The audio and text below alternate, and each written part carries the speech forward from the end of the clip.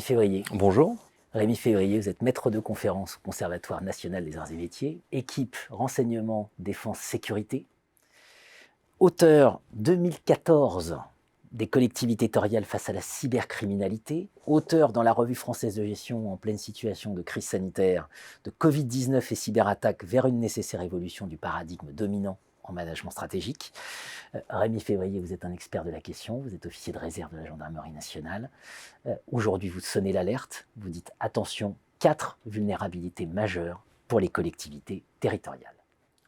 Oui, parce que le monde des collectivités, on a eu l'occasion d'en parler, est un monde particulier, même en management public.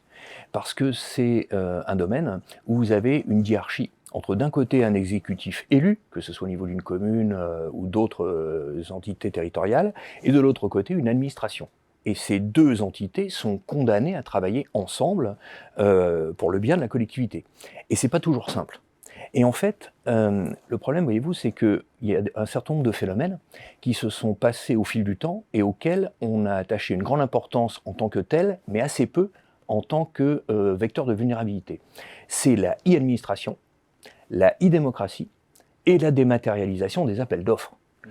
Souvent, du fait d'une volonté européenne très affirmée, on a poussé vers une e-démocratie, une démocratie électronique pour permettre à de nombreuses personnes qui ne se déplaçaient plus lors de votes ou pour exprimer leur avis sur des sujets d'intérêt territoriaux à utiliser les moyens numériques.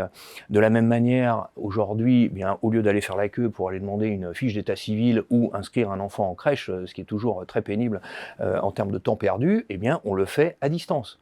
Ce qui implique le quotient familial, par exemple, donc des sujets, des informations à caractère personnel.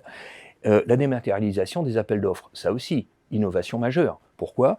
Pour éviter que les appels d'offres des collectivités soient toujours remportés par des grands groupes qui ont les moyens d'avoir des personnes dédiées à cet effet. Donc c'est pour faire en sorte que des PME puissent répondre à des appels d'offres. Et puis enfin, le système d'information interne de la collectivité. Eh bien, quand vous y réfléchissez, ces 4 domaines, à partir du moment où vous employez des vecteurs numériques, peuvent être attaqués. La e-démocratie, vous avez ce que j'ai appelé en référence à la physique quantique, vous savez que c'est une de mes passions, un certain nombre d'interactions. Les interactions fortes, c'est-à-dire quand le maire est devant son ordinateur pour répondre par chat à ses administrés. Vous avez des interactions modérées, qui sont les réseaux sociaux par exemple, et puis des interactions faibles, qui sont des vidéos en streaming, post, je dirais, réunions de quartier. Ça n'empêche que ça nécessite un système d'information. Imaginez ce que peut faire quelqu'un de mal intentionné, pourquoi pas un opposant politique, ça ne s'est jamais produit, mais pourquoi pas, en matière de divulgation des données à caractère personnel des habitants qui donnent leur avis. Ça, c'est la e-démocratie. La e-administration, c'est le fait de disposer d'informations à caractère personnel sur des administrés qui souhaitent avoir une information ou disposer d'un document administratif de la part de la mairie. La dématérialisation des appels d'offres. On a tous connu, Jean-Philippe, des cas de figure où certains appels d'offres de collectivités étaient biaisés. Alors, on a connu, je ne dis pas la vieille époque, si j'ose dire, mais le coup de fer à repasser avec la vapeur pour ouvrir la double enveloppe dans laquelle il y avait l'offre finale. Aujourd'hui, il n'y a plus besoin de double enveloppe, il n'y a plus besoin de vapeur. Il suffit de pénétrer le système de la mairie, engager des hackers pour le faire, et on a une visibilité, si c'est mal protégé, sur l'offre des concurrents. Et à ça s'ajoute évidemment, comme dans n'importe quelle organisation publique ou privée, les atteintes directes au SI des collectivités.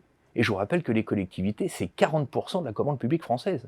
Il y en a plus de 33-34 000 maintenant, j'ai plus trop le nombre en tête, et 91% d'entre elles ont moins de 3 500 habitants. Ça veut dire qu'elles n'ont pas les moyens de se protéger elles-mêmes. Alors on passe au niveau du dessus la plupart du temps, l'établissement public de coopération intercommunale, mais ça ne suffira pas. Il faut un véritable plan de sécurisation des systèmes d'information des collectivités territoriales françaises.